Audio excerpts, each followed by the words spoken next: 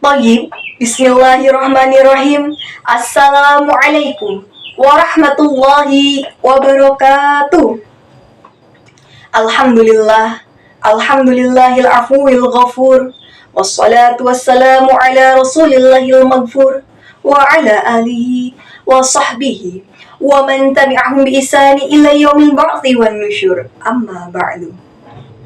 Yang kami hormati dan kami muliakan segenap Dewan Juri beserta Panitia Lomba Dai Ishaq 2023. Dan tak lupa, ayyuhal mustami' rahimakumullah. Sebelumnya saya ingin bertanya, siapa di sini yang menginginkan kebahagiaan hidup dunia dan akhirat?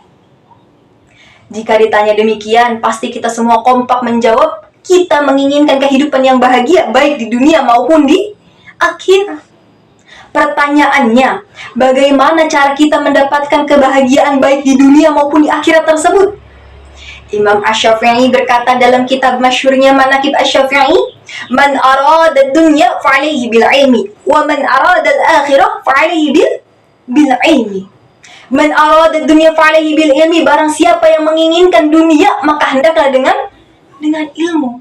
Maksudnya bagaimana? Sekarang kita lihat ibu-ibu dan bapak-bapak yang S1, S2, dan S3. Apakah salary yang mereka dapatkan itu sama?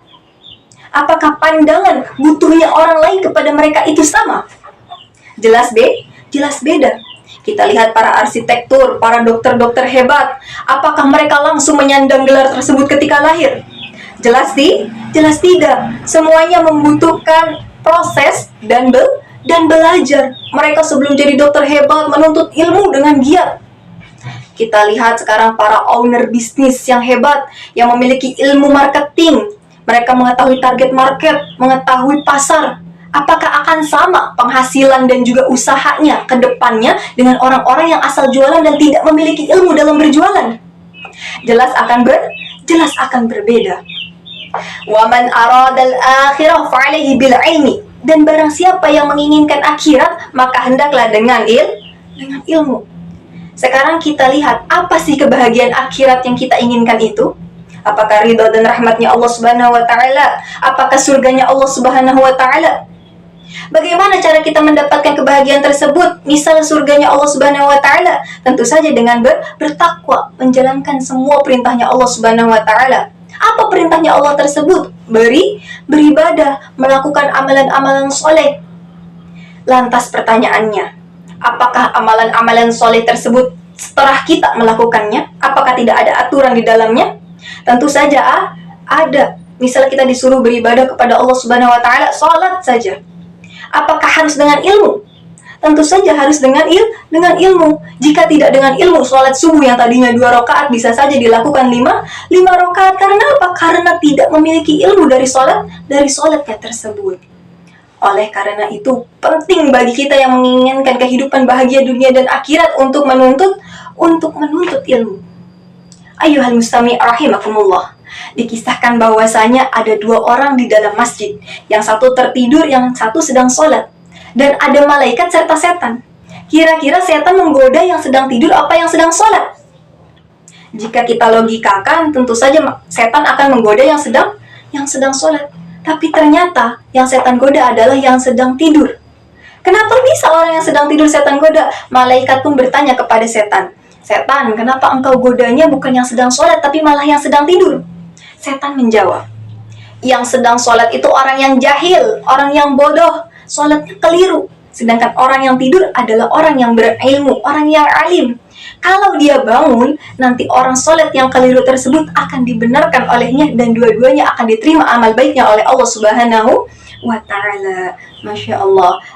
Bahkan Nabi Muhammad SAW bersabda dengan mengisyaratkan orang yang jahil dengan orang yang alim, orang yang abid bahkan dengan orang yang alim. Lebih mulia mana? Nabi Muhammad SAW bersabda dalam hadis riwayat Imam At-Tirmidzi, "Fadlul alim 'alal 'abid ka fadlil qamari lailatal badri 'ala sa'iril kawakib."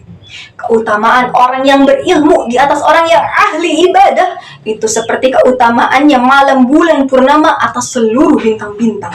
Masya Allah, segitu diumpamakannya bukan orang yang alim dengan orang yang jahil, tapi orang yang alim dengan orang yang abid, orang yang pandai dengan orang yang ahli ibadah. Karena apa? Ibadah itu seluruhnya membutuhkan kepada ilmu. Bagaimana ibadah kita akan diterima oleh Allah Subhanahu wa Ta'ala jika tidak dilakukan dengan ilmu yang benar? Masya Allah, segitu pentingnya ilmu bagi kita menjalankan kehidupan di dunia dan di akhirat. Ayyuhal mustami' rahimakumullah.